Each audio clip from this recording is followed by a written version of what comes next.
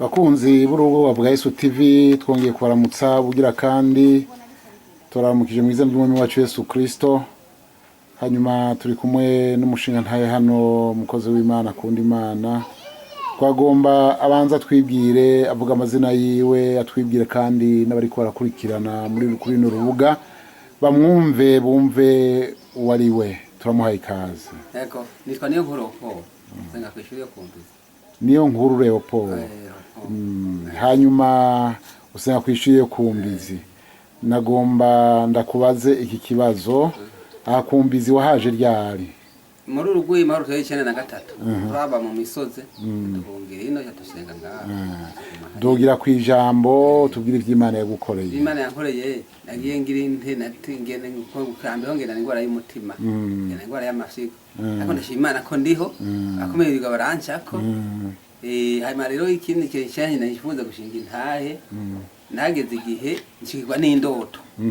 Zidasiguritse. Kora ndiko ndagenda ndi gusa mu gisagara. Ngenda ndi gusa. Hanyuma ubwa mbere ndabirota mwana mbere cyarahwera. Hasiga abana batandatu. Hajya mutagira ragereranya nongera wenzo kubirota. Ya ndoto. Mbona ndiko ndagenda mu gisagara ndakora mpuza. Nanyanya ndayifata minene ndubwira ko cyarahita. Hasiga abana babiri.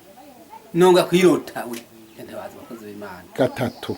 Nonga gutaza ntabaza abakozi b'Imana yamara.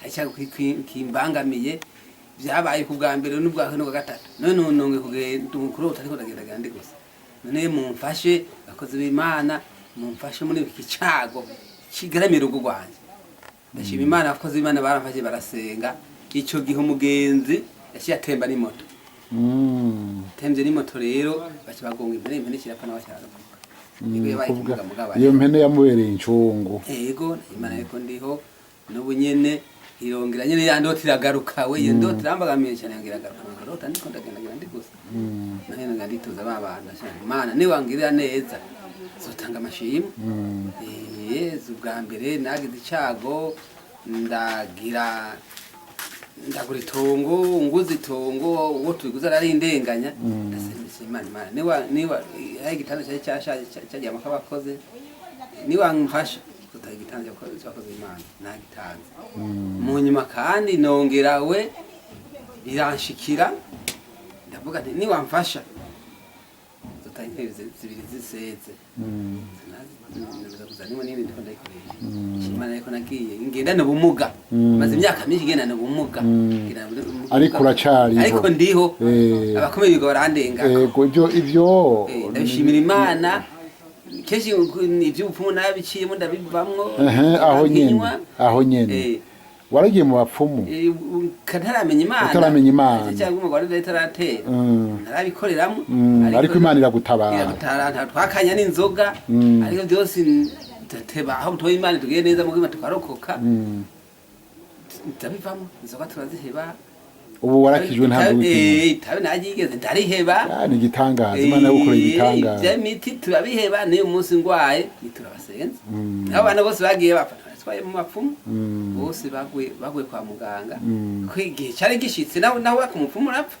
yeshima Imana ko yeshima Imana izo ndoto rero baramvye abakozi ubwa mbere bafashe ugira kabiri umugenzi yo pa impene bapfumu impene umuganga byari kumwe yakiriye muri wakarere yamaze yameze umuganga yaratonze ku kazi ubwo yaravuye mu rumonge bahise kwitama bagonga iyo mpena yakora kwitonga witwara bingo baramuzi aca asenyike ubwo umugore yarakomeretse ku maguru gusa byageze Imana yaramutabara yagere mu bitaro yego kuyana cenza gutabaza nyene nkogaza Imana ngicyo gitero kubasenza rero ni mu nyovyo cyonge ico iyo ndoto no kuri irambangamiye cyane ntabwo ndiko ndagenda ko n'ubu nubiraheruka Yesu agutabara nongera ndabwira abasenzi ntimfasha baramfashije kweri Yesu agutabara amezi 3 takirakurikira rero ndashima Imana yuko ho tugeze ubu ibinyobwa bireze nabihebye ndashima Imana yuko iyo mbonye ikintu kimbangamiye nitura abasenzi yego nta kuja mu bapfumu ntaki bireze nabihebye ndije ngomba gushima Imana shima naho ngeze Imana ko izo ndoto ndizira ko uhora zozineshereza karoti byiza imana izigukize nkarota ngenda mvuga ijambo y'Imana ndugiriza ngende biyaya mvuga ibyiza. Mbega ndakubaza iki kibazo umaze guheba inzoga wiyumvise gute?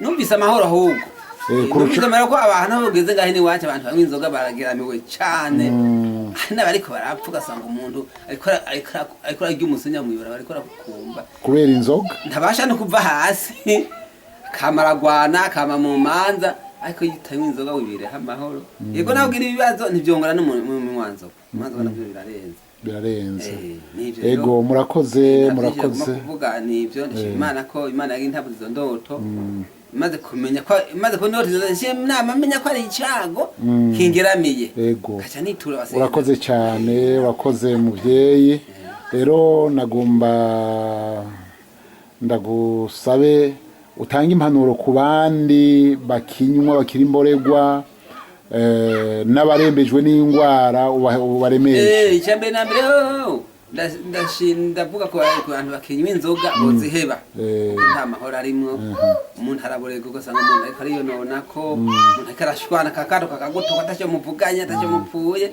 kandi mugatanduka naho ndaziyo ngatuka abantu nkabona isoni ukibaza wa muntu watuka none muhanya wari umpoye iki ntabyo nzi ko uti ntabyo nzi uko ntabyo nzi wowe waburi ndasaba abantu danura abantu agize ibyago yitura abasenzi yitura abasenzi uko ashaka kugenda ku mupfumu ukagurisha amatongo gahera kandi ukajura guhera uko isaha yo guhera yashitse burengana ariko na cyane abo bantu birukire mu Mana birukire mu Mana ko ibyo banyuma yavuga barahiri wapfira muri Yesu. Yego murakoze cyane ku ntahe mushinze Yesu abahezagire mwosenga kanye gatoya. Mana tsagushima kutugire neza baragushingira ntaha abandi utuhe kunesha mwami tugire neza wekane ko Imana muri gisagara muri gihugu tondwiza ndakwingize mwami kandi undirize indoto mbi zinyereka ibibi ndoti byawe ndote nshinga intahe nkuko yinduke ngende imizongende biyaya bizakungira neza byose Mana tubishimire. Amen.